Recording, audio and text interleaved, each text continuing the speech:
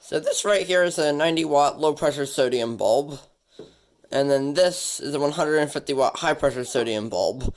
They're both about the same brightness, about 15 or 16,000 lumens for this one, and I think it's like 14,000 for this one. I don't remember exactly. Anyway, so as you can see, the low-pressure sodium is much larger than the high-pressure sodium, and that's one of the main disadvantages of LPS lamps, that they're really big. So you can also see this one here has a screw base, and then this one here has a bayonet base at the bottom. That's basically like some sort of twist lock thing. So these both have sodium in them. However, the high pressure sodium also has mercury in it. So the ballast sends the appropriate voltage to start the lamp, and then this just has sodium in it, so it produces a very pure yellow color. Versus this one has a bit of mercury, so it's like a yellowish white sort of color. So I'll show you the fixtures next. So this is the 150-watt high-pressure sodium fixture. So the door just comes off like this. And as you can see, we have the ballast here. This is, basically it takes the input voltage from here. In this case, 120. It also has three other taps, one for 208, one for 240, and one for 277 volts. And then you can see down here, here's the capacitor, that little white thing.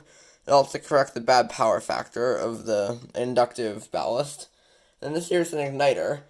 Now, this is something that only high-pressure sodium and pulse-start metal halide bulbs have, at least in the US. In the UK, it's common for low-pressure sodium lamps to have, maybe some other European countries, it's common for them to have igniters, but here in the US and I think most of North America, LPS does not have an igniter. Only the HPS and pulse-start metal halide lamps do. So this basically sends a high-voltage pulse to help get the lamp started, and then it removes itself from the circuit.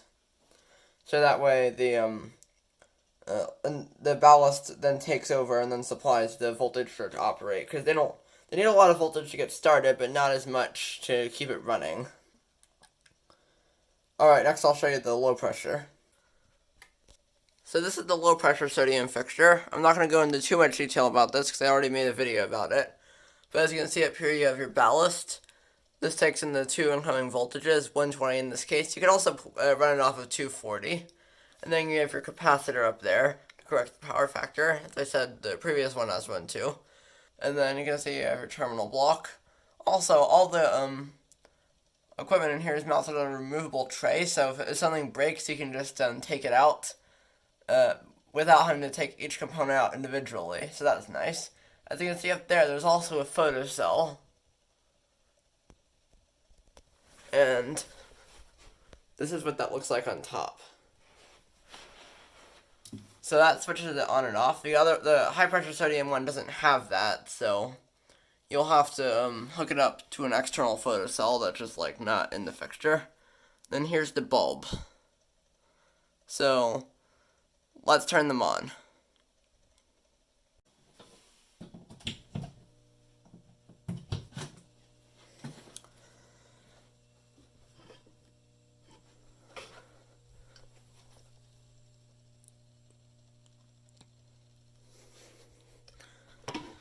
So as you can see, it's a bit of a white color because the mercury vaporizes first. But then the sodium will start to vaporize, and yeah, it's gradually shifting a bit more yellow. It's hard to see it on camera. Oh, there you can see it. The LPS started off red, as you saw, because it has neon as a starting gas, and the sodium slowly vaporizes. This one warms up a lot, like high pressure sodium warms up a lot faster than low pressure sodium because the igniter really helps it to start.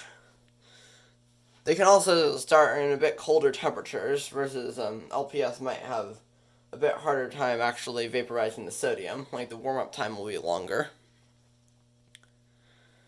As you can hear, they both buzz from the magnetic ballast. So as you can see, there's a bit of yellow at the end there, and then of the LPS tube, and that'll gradually take over the whole bulb. So it's a bit of a pinkish color now because they have neon in them and argon. When they mix those, it creates a pinkish color. As you can see, this is already super bright.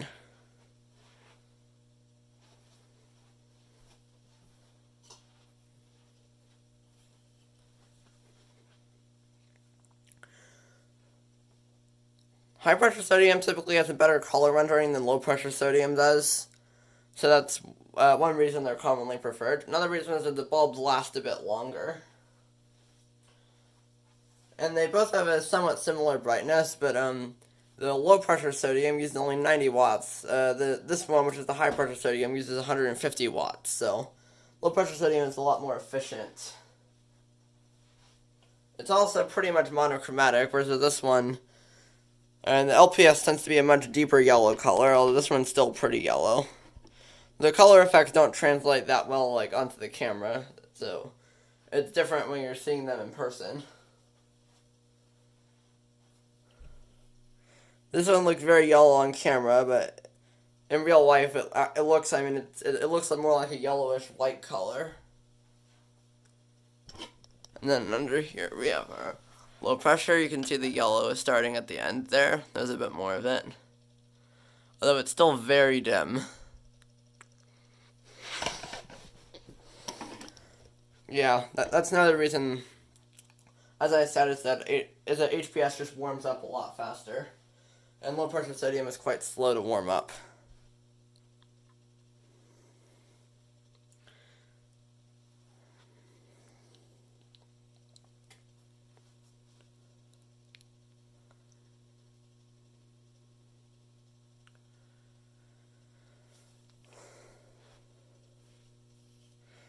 Low pressure sodium has been around for an incredibly long time. They were first started to become used in 1930s and 40s in the U.S. at least, although there were some uses of it, but it was very rare. It never really became popular in the U.S. because I don't know why. I guess maybe people just preferred high pressure sodium. Well, in the 1940s and 30s, incandescent was the main preferred technology. There were some mercury vapor lamps, but it was incredibly hard to find them. In the 1950s, mercury vapor really started to take off until about the 70s, when high pressure sodium, which is this one, that started to become really common in the late 70s, especially early 80s, is when it really started to take off in popularity, which is probably why we don't have a lot of low pressure sodium lamps today. Around the same time, though, it started to really gain popularity in Europe, the low pressure sodium, that is. You can find low pressure sodium lamps used around observatories a lot because they produce a nearly monochromatic light output, which is really easy to filter out, of the telescopes and stuff, so it doesn't interfere as much.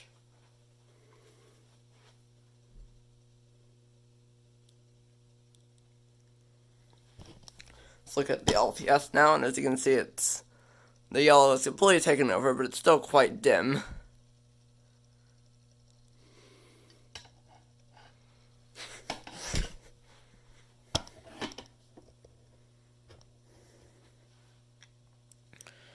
And the high pressure sodium is incredibly bright.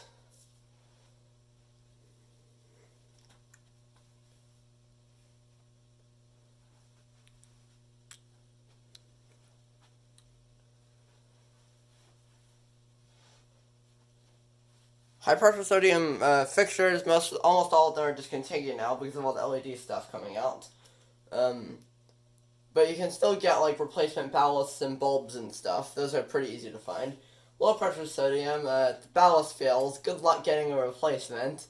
You can find some used stuff on eBay, and there are a few suppliers that have it, but it's really hard to get LPS replacement parts. Even the bulbs are very hard to find.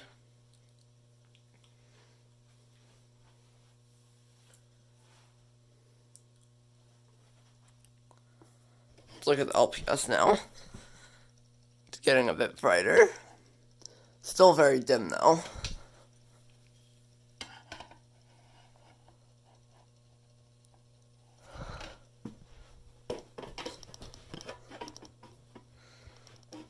As you can see, as I already said, the HPS here is a lot more compact than this thing. That's probably another reason, is that they're a lot easier to install, because they're smaller.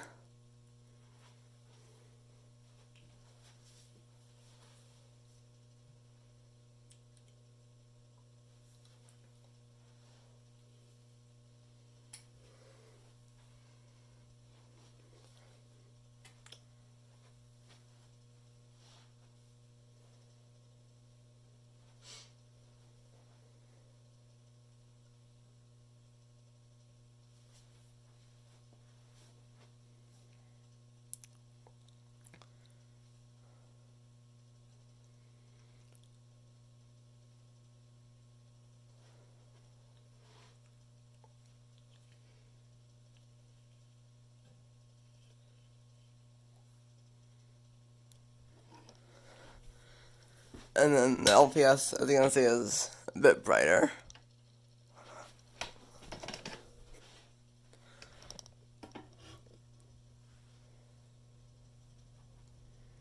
I think it's warmed up enough that we can pull out the Rubik's Cube. So, and it's very bright. As you can see,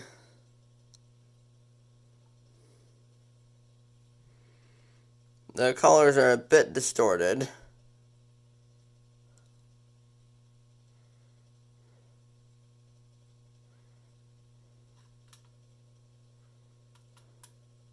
And it's hard to get a good angle that doesn't block it. Maybe if I... There.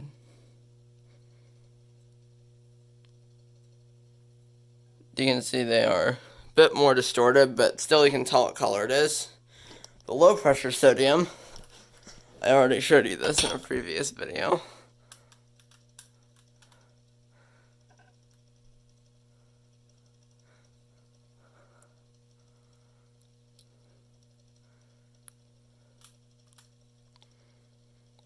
You can see my hand is very yellow.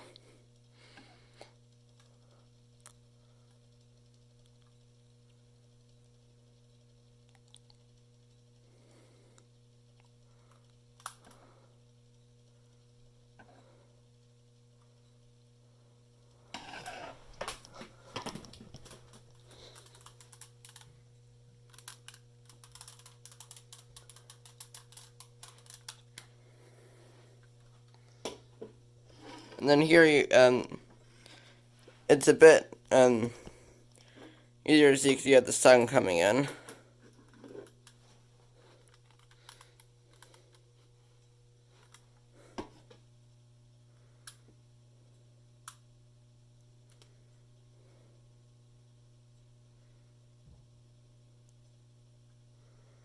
The colors are a bit more dulled under the high pressure sodium, but the low pressure sodium makes it very hard to tell what color it is. It was hard for me to get a good angle, but I made a previous video about that. You can check out if you want. So those are the similarities and differences between low and high pressure sodium lamps. Goodbye.